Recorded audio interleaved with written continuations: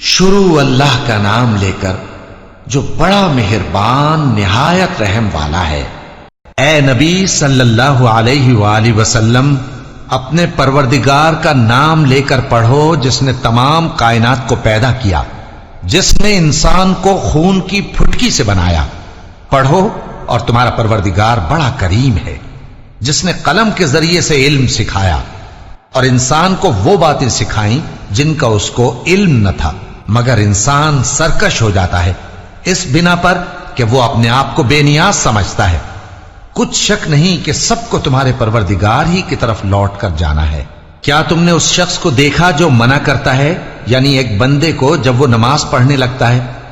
بھلا دیکھو تو اگر یہ راہ راست پر ہو یا پرہیزگاری کا حکم کرے تو منع کرنا کیسا؟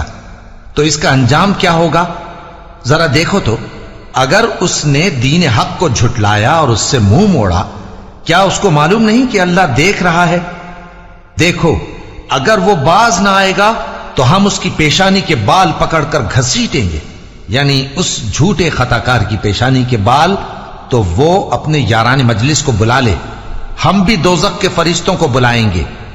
دیکھو، اس کا کہا نہ ماننا اور سجدہ کرنا اور اللہ کا قرب حاصل کرتے رہنا۔